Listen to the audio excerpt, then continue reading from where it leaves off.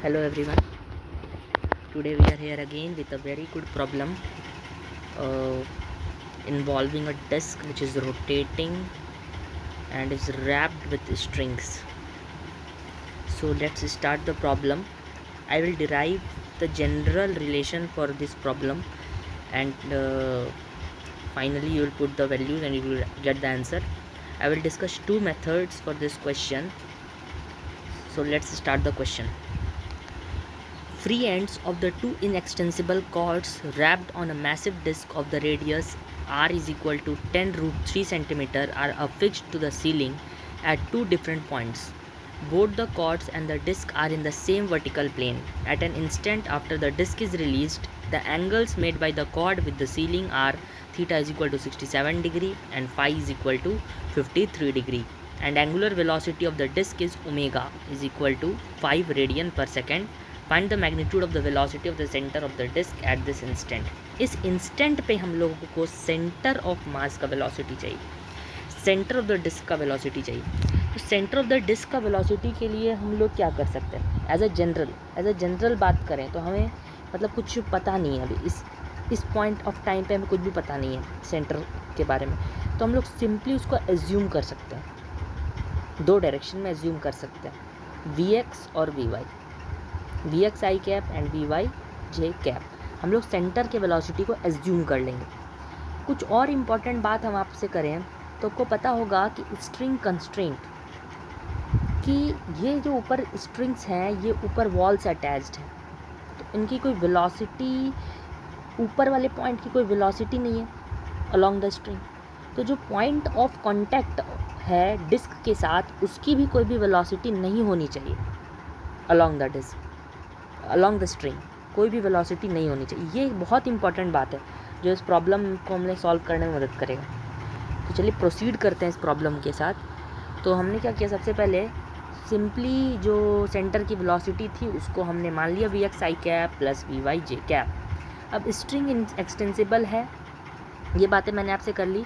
अब हम क्या करेंगे, सिंपली हम लोग वेलोसिटी लिखेंगे, पॉइंट, दोनों पॉइंट की वेलोसिटीज़ को हम लिखना चाहते हैं और हम उसमें एक बेसिक कॉन्सेप्ट लगाएंगे जो वेक्टर में हम पढ़ते हैं.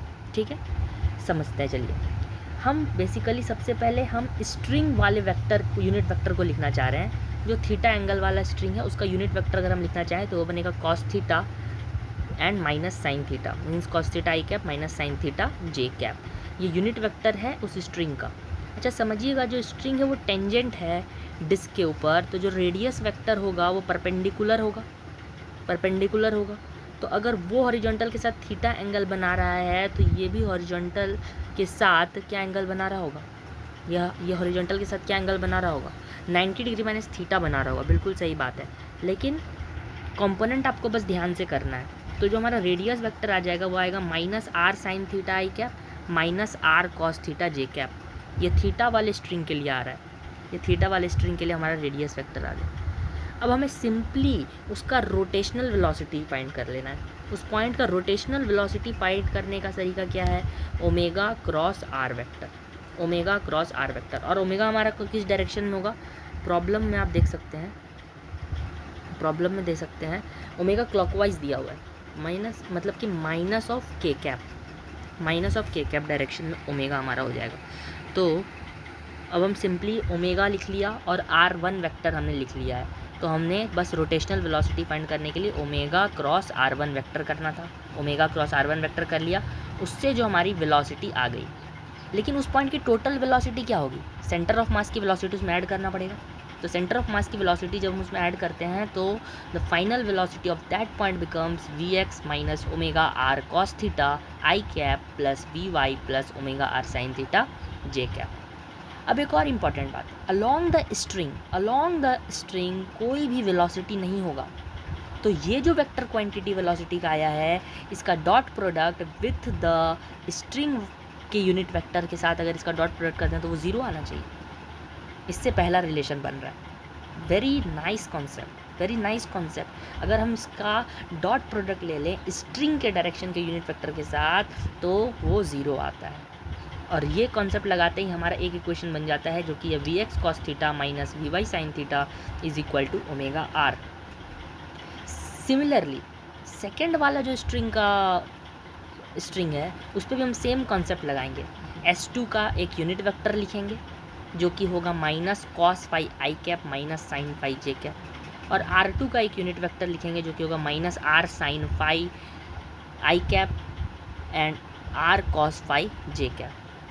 फिर उस पॉइंट की रोटेशनल वेलोसिटी हम लोग फाइंड करेंगे ओमेगा क्रॉस आर से। तो जो हमारी रोटेशनल वेलोसिटी आई थी वो थी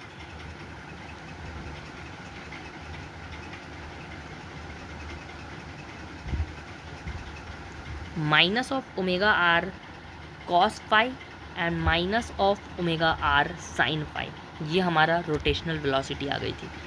अब इसको हम लोग फिर से सेंटर ऑफ मास के वेलोसिटी के साथ ऐड करेंगे तो जो हमारा वेलोसिटी बन जाएगी वो V X minus omega R cos phi and V Y minus omega R sine phi. इससे हमारे पास 2 इक्वेशंस 2 वेरिएबल्स बन गया। अब हम सेकंड इक्वेशन अब हमें डिराइव करना है। सेकंड इक्वेशन अब हमारा कैसे आएगा, जब v2 वेक्टर को हम लोग s2 वेक्टर का डॉट उसका ज़ीरो कर देंगे, v2 डॉट s2 वेक्टर का डॉट हम लोग जब ज़ीरो करेंगे तो वो हमारा सेकंड इक्वेशन बनेगा। तो हमारा सेकंड इक्वेशन जो बनता है वो बनता है minus of V X cos phi minus of V Y sine phi is equal to omega R. अब यहाँ से हमारे पास 2 इक्वेशन है, ये सेकंड इक्वेशन है और यहाँ पे हमने पहला इक्वेशन डिराइव कर रखा है। देख लीजिए 2 इक्वेशन 2 वेरिएबल्स वी एक्स और वी वाई एलिमिनेट होकर के आ जाते हैं। जो आपके सेंटर ऑफ मास की वेलोसिटी होगी वो होगी under root of V X square plus V Y का स्क्वायर। तो इससे आपका सेंटर ऑफ मास की वेलोसिटी डायरेक्ट आ जाती है omega R upon sine phi plus theta by 2। ये वेरी जनरल अप्रोच कि हमें सेंटर ऑफ मास की वेलोसिटी को एज्यूम कर लिया, उस पॉइंट की वेलोसिटीज़ लिख लिया रोटेशनल और टोटल वेलोसिटी हमने फाइंड कर लिया, और एक अच्छा कॉन्सेप्ट लगाया कि जो S2 वेक्टर था स्ट्रिंग के अलॉन्ग जो वेक्टर था उसके अलॉन्ग कोई वेलोसिटी आएगी नहीं, तो मतलब वेलोसिटी जो होगी परपेंडिकुलर टू द स्ट्रिंग होगा, तो उसका डॉट प्रोडक्ट ज़ीरो कर दिया। डॉट प्रोडक्ट ज़ीरो करते हैं इक्वेशंस बन गए, 2 इक्वेशंस 2 वेरिएबल्स, क्वेश्चन सॉल्व हो गया। This was the general approach, but what a new approach we can think in this question, this is very interesting.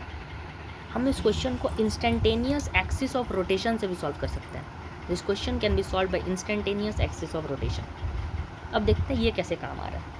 हमें एक बात तो पता चल गया कि स्ट्रिंग के अलॉन्ग कोई भी वेलोसिटी नहीं होगा, तो हमें ये भी बात पता चल गया कि स्ट्रिंग के परपेंडिकुलर होगा जो भी होगा। तो स्ट्रिंग के परपेंडिकुलर, क्योंकि मोशन तो हो रहा है तो स्ट्रिंग के परपेंडिकुलर वेलोसिटी होगा।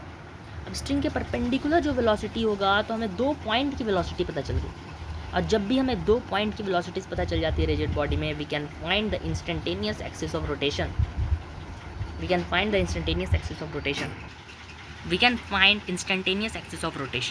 तो instantaneous of axis of rotation just tangent at point A and point B का इंटरसेक्शन पॉइंट होगा, क्योंकि वेलोसिटीज़ के परपेंडिकुलर जब हम लोग लाइन ड्रॉ करते हैं उनका इंटरसेक्शन पॉइंट ही इंस्टेंटेनियस एक्सिस ऑफ रोटेशन दे देता है। तो ये पॉइंट हमें मिल जाएगा जो कि मैंने आपको फिगर में डिनोट कर रखा है। देखिए यहाँ पे IAOR आपको मिल गया। जैसे आपको IAOR मिल गया, आप ज्योमेट्रिकल एप्लीकेशन सिंपली डिस्टेंस निकालेंगे IAOR से सेंटर ऑफ मास का और ओमेगा इनटू दैट डिस्टेंस कर देंगे। मैंने उस डिस्टेंस को x माना। देखिएगा ये एंगल जो ऊपर वाला एंगल होगा वो जो है pi minus theta plus phi, और नीचे वाला जो टोटल एंगल होगा वो आप सप्लीमेंट्री एंगल सम से निकाल लेंगे। लेकिन इम्पॉर्टेंट बात ये है कि यहाँ पे देखिए ये टेंजेंट होगा, तो जो एंगल बनेगा जो डिवाइड होगा फॉर सबटेंडिंग एट सेंटर वो इक्वली डिवाइड होगा। तो जो अल्फ़ा ऊपर बन रहा है वही अल्फ़ा नीचे की तरफ बनेगा, और अल्फ़ा की वैल्यू हम लोग बहुत इजीली फाइंड कर सकते हैं जो कि आता है थीटा प्लस फाई बाई 2। और यहाँ से हमें बस सेंटर ऑफ मास की वेलोसिटी निकालना है, तो वो होगा omega into X, where X is R upon sine alpha, और अल्फ़ा को हम लोग सब्स्टिट्यूट कर देंगे theta plus phi by 2। This is a very good approach to solve the problem by instantaneous axis of rotation. Means hint कहाँ से मिल रहा है? हिंट तो हमें कंस्टेंट से ही मिल रहा है कि उस पॉइंट और ए पॉइंट और बी पॉइंट की वेलोसिटी का डायरेक्शन पता चल गया, तो हम instantaneous axis of rotation find कर लेंगे। और जैसे instantaneous axis of rotation find कर लिया तो pure rotation omega into R, that is R is the distance from instantaneous axis of rotation to the point जिसका आपको वेलोसिटी फाइंड करना है। बहुत आसानी से आंसर आ जाएगा। Solve the problem, see every approach, means general approach also and unique approaches also, so that in exam you can somehow manage to start the problem and also to think about it. Okay, so thank you for joining the session.